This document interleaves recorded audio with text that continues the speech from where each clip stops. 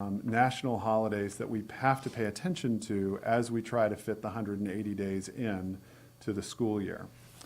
The other piece of information that I want to share with you is that we'd like to use this document or something like it as we develop our calendar. And what you'll note on here is that underneath each month, you will see dates. So if you look at, for example, September 2020, at the bottom, or right at the top, in that calendar itself, on the 16th, on the 18th, the 19th, the 21st, and I'm having a hard time seeing, 18th, 19th, 27th, and 28th, you'll see some diamonds. Those diamonds indicate that there's something happening.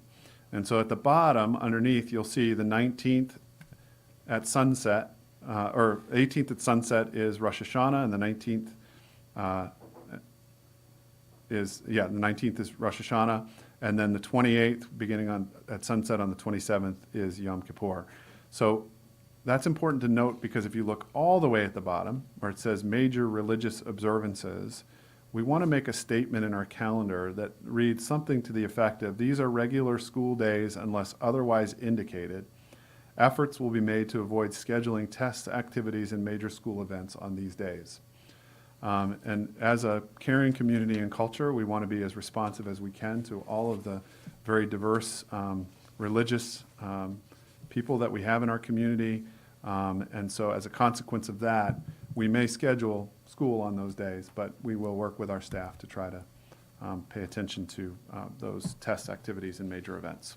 So when we do ultimately publish our calendar, it will be a one-pager like we've always done, but you will see something like this, where there are diamonds or dots or whatever the case may be, some language at the bottom that says, here are the holidays for that month, and then a statement about being really thoughtful and trying to be consistent. Any questions about that?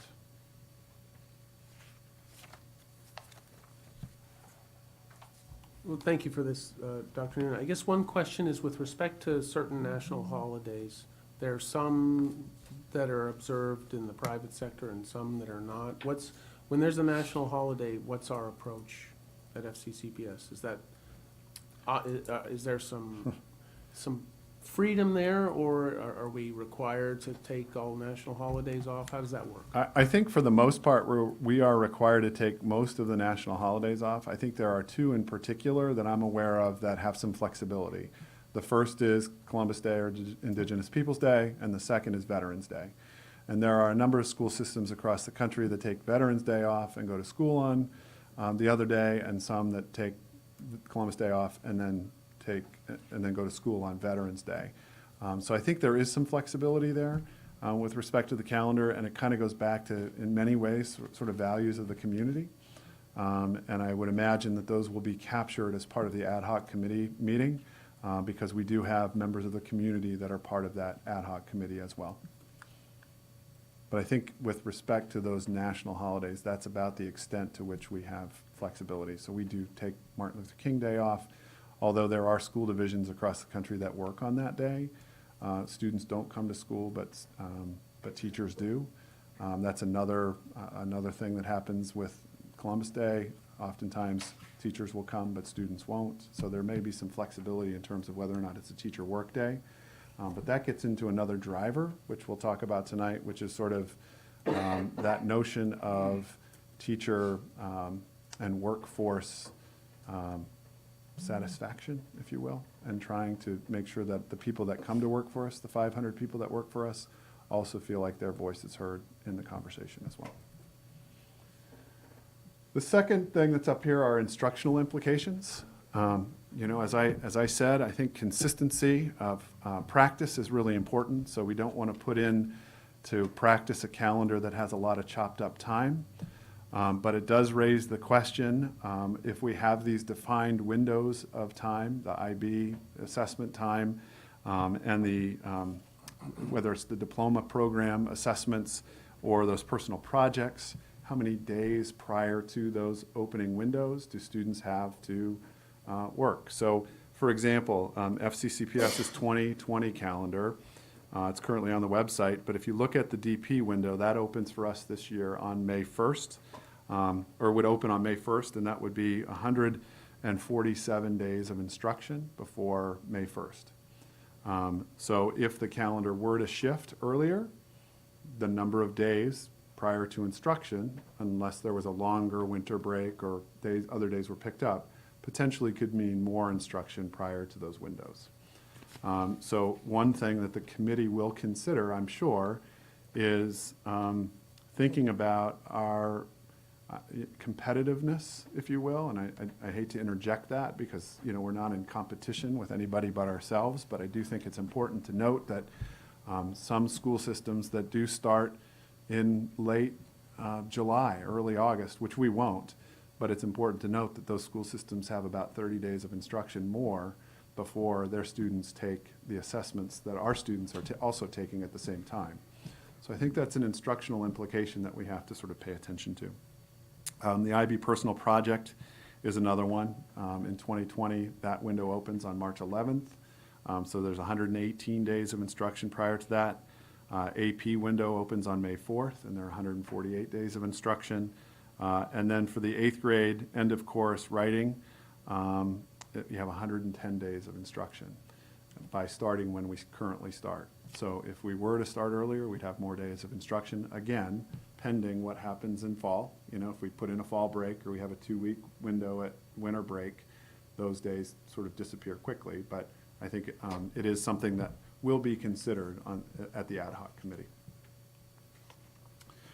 Some other things that I mentioned previously, the VHSL sports schedules are important. The fact that the contests actually begin in August. Our first football game was before school started. And part of the reason that happened is because, and this kind of goes to what's happening around us, more than 50% of the districts in Virginia now start before Labor Day. And again, I'm not suggesting we do or don't. I'm just sharing information. In our region, we are one of 3 school divisions out of the 27 in Region 4 that starts after Labor Day. So the competition that we're playing, all are starting before we are. The other 2 divisions that are currently starting after Labor Day are Arlington and Alexandria.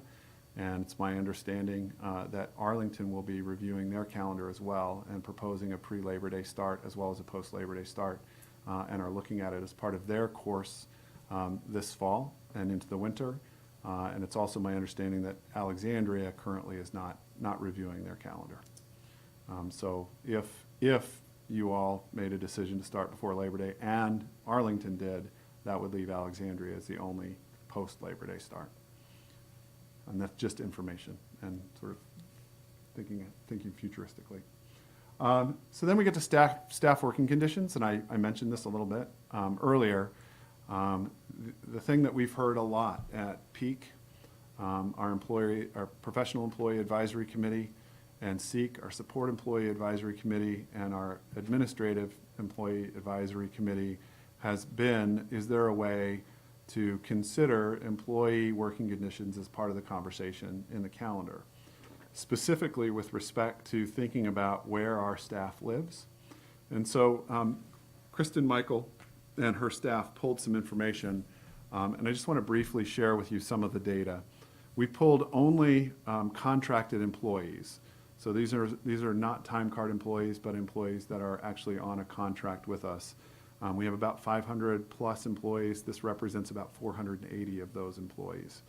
And 8% of our total staff, and we pulled it by, let me be clear, pulled it by zip code.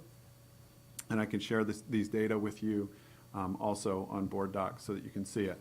But these data were pulled by zip code. So when we get to the Falls Church zip code 22046, it may include more than just the city of Falls Church. So I just want to make sure that you knew that going in. But 8% of our staff live in Alexandria, 11% live in Arlington, 3% live in the District of Columbia, 28% live in Fairfax, 37% live in Falls Church, 4% live in Loudoun, 3% in Maryland, 4% in Prince William, and 2% somewhere else in Virginia. So I share that with you just to suggest that, and there's 2 ways to look at it. 37% is a pretty significant number of staff that live in the city of Falls Church, which is important. But on the flip side of that, 63% of our staff don't live in the city of Falls Church, which means that if they're staff with students and they don't live in Arlington or Alexandria, which are the two fairly significant numbers of percentage, their students wouldn't be on the same schedule as us. And so their advocacy as a staff has been, if there's some way to consider aligning, that may be something to consider. And so I imagine that the ad hoc committee will be talking about that. Again, we pay attention to that June 15th wherever we can. Teacher professional development, professional days. We do know that a number of the national conferences are sliding earlier into the summer, and there are a number of reasons for that, and it goes to the summer professional development schedules as well. And that is that when you look at the data, and I sent an article to you from the Pew Research Foundation that suggests that sort of school start times are all over the map and in many ways sort of regional. But more and more, we're seeing more across the country starting before Labor Day, and as a consequence of that, national organizations and professional development agencies are starting to make decisions based on that. Which leads me to just a comment that, again, I just want to put it out there as information only, and it's not at all to drive the conversation, but to inject a point that I think is important to make, and that is that you may recall a couple of weeks ago I had an opportunity to go to the Region 4 retreat with the state superintendent, where the state superintendent was there, Dr. James Lane, and one of the questions that was asked was, is there any potential movement of the SOL window? And what we heard back was a cautionary tale that there may be potential movement of the SOL window back more towards the middle of the year. Not very far, but even if it moved a week or 2 weeks earlier than it is now, I think it's important to note, because if that happens, that would shrink the number of instructional days that we have depending on when our start time is. And part of the reason for that is, there are two reasons I think that I would suggest. One is I think there's a real movement to consider offering the SOL assessments to students at any point in the year, because we have a number of students, for example, in our system that could take the assessments today and be just fine. And we've been, as an organization of superintendents, asking for that because we don't want students to have to continue to sit in a course that they already can meet the standard for. But the other is that he has indicated, because more than 50% of the schools in Virginia are starting before Labor Day, that he needs to consider that as part of the SOL structure. Some other calendar drivers that I think are important, student camps and schedules. One of the things that we do it's sort of a standing piece for us, is we do a significant number of we provide students an opportunity at the end of the year to take the last several days of school off with parent permission, because summer camps are starting before our schools let out. And so there are a number of kids that are leaving our school before school is actually out to attend these summer camps. So that's a piece of it. We also have summer camps that go later into the fall, right, that don't wrap up until really close to Labor Day. So those are things that we've got to weigh in this calendar conversation as well. We have had a few emails in our email tank specific to family vacations. We have a number of people who have indicated that they have a standing family vacation that's been in their family for 85 years, and it's always the week before Labor Day. And if we were to change this for their family, it would kind of throw everything into chaos with their family. So the other thing that we need to pay attention to is when are family vacations, and when is our community taking them? And I think that again is part of the ad hoc committee's conversation. And then end of year athletics, as I indicated, we do have a number of students that are playing in state championships after school is let out across the state. So there are a few unique things in this calendar, 2020, 2021. The first is that it is a late Labor Day. Labor Day will be the latest possible date in 2020, 2021 that you can have. Labor Day is on the 7th, which means that our start date, if we did a post-Labor Day start, would be on September 8th.